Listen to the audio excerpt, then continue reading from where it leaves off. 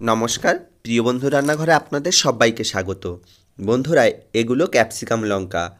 এটা দিয়েই কোনো রকম রান্নার ঝামেলা ছাড়াই অল্প উপকরণ ব্যবহার করে দারুণ স্বাদের একটা রেসিপি বানাবো, যা 1 বছর ধরে রেখে খেতে পারবেন, নষ্ট হবে না। এটা আপনারা সাধারণ কাঁচা লঙ্কা দিয়েও বানাতে পারেন, তবে কাঁচা লঙ্কা সামান্য পরিমাণ ঝাল একটু বেশি হয়, এটাতে ঝাল একটু কম। এর জন্য আমি প্রথমে লঙ্কাগুলোকে ভালো করে ধুয়ে নিলাম।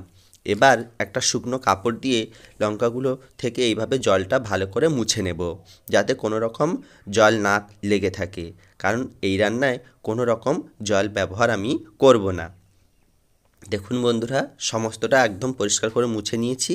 এবার লঙ্কাগুলোকে আমি কেটে ভেতরের বীজ বের করে নেব।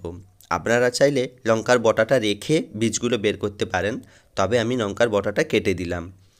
এইভাবে ভেতর থেকে বীজ এবং ভেতরের অংশটা পরিষ্কার করে ভালো করে বের করে নিতে হবে, যাতে কোনো রকম অংশ না থাকে।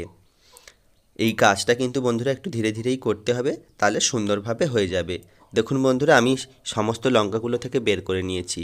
এবার সেই সিক্রেট মশলা আমি ব্যবহার করব। তার জন্য প্রথমে নিয়ে নিলাম 3 চামচ মৌরি। এবার দিয়ে দিলাম 1 চামচ মেথি এবং 2 চামচ সাদা জিরে। দিয়ে দিলাম 2 চামচ সাদা সর্ষে এবং 2 চামচ কালো সর্ষে এবং 1 চামচ গোলমরিচ। আপনাদের লঙ্কার পরিমাণ অনুযায়ী আপনারা মশলাটা কমাতে পারবেন বা বাড়াতে পারবেন। এখানে আমার 500 গ্রাম লঙ্কা ছিল। এবার মশলাগুলোকে আমি ভালো করে 1 মিনিট ধরে ভেজে নিচ্ছি। বন্ধুরা, একদমই বেশি ভাজবেন না, শুধুমাত্র গরম হওয়া পর্যন্ত হলেই নামিয়ে নেবেন। এবার ওই প্যানে দিয়ে দিলাম 200 গ্রাম সর্ষের তেল। এই তেলটাকে ভালো করে গরম করে নেব, যাতে তেলের কাঁচা গন্ধটা চলে যায়। এবার দিয়ে দিলাম 2টো শুকনো লঙ্কা এবং 1 চামচ কালো জিরে দিয়ে ভালো করে ফুটিয়ে নামিয়ে ঠান্ডা করে রাখতে হবে। এবার ভেজে রাখা মশলাগুলো ভালো করে একটু গুঁড়ো করে নিতে হবে। বন্ধুরা, একদমই মিহি গুঁড়ো করব না। এর সঙ্গে দিয়ে দিলাম কয়েকটা এলাচ, এতে গন্ধটা খুব ভালো আসে। দেখুন বন্ধুরা, আমার মশলাটা গুঁড়ো করা হয়ে গেছে, একদম মিহি গুঁড়ো করিনি, একটু গোটা গোটা অংশ আছে। এবার এটাকে আমি একটি প্লেটে ঢেলে নিলাম। সঙ্গে দিয়ে দিলাম 1 চামচ আমচুর পাউডার। এই আমচুর পাউডারটা রেসিপিটাকে খুব টেস্টি বানাবে। দিয়ে দিলাম 1 চামচ কাশ্মীরি লঙ্কার গুঁড়ো, বিট লবণ, সাদা লবণ এবং 1 চামচ চিনি। সঙ্গে দিয়ে দিলাম 2 চামচ ভিনিগার এবং ওই ফোটানো তেলে 2 চামচ এর মধ্যে আমি দিয়ে ভালো করে মিশিয়ে নিলাম। এতক্ষণে আপনারা নিশ্চয়ই বুঝতে পেরে গেছেন আমি আজকে বানাচ্ছি ক্যাপসিকাম লঙ্কার আচার। আচারে অবশ্যই আপনারা ভিনিগারটা ব্যবহার করবেন, তাহলে কিন্তু 1 বছর ধরে রেখে খেতে পারবেন, কোনো রকম নষ্ট হবে না। আর আচার মানেই একটু টক ঝাল মিষ্টি হবে, তাই এখানে আমচুর পাউডারটা ব্যবহার করেছি। আপনারা চাইলে নাও ব্যবহার করতে পারেন।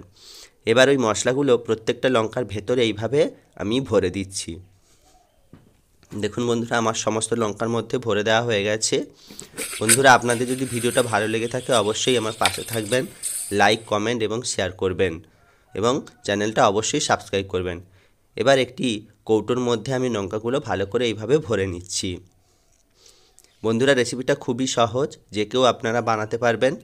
এবার কিছুটা ভরার পর বাকি মশলাগুলো ওর মধ্যে আমি অল্প অল্প দিয়ে দিলাম, দিয়ে বাকি লঙ্কাগুলো আবার সমস্তটা আমি ভরে নিচ্ছি। বন্ধুরা, আচার অবশ্যই আপনারা চেষ্টা করবেন কাঁচের বয়ামে রাখতে, তাহলে কিন্তু আচার খুব ভালো থাকে। দেখুন বন্ধুরা, পুরোটা ভরা হয়ে গেছে। এবার বাকি সর্বশেষ মশলাগুলো ওর মধ্যে আমি দিয়ে দিচ্ছি, ভালো করে চেপে চেপে।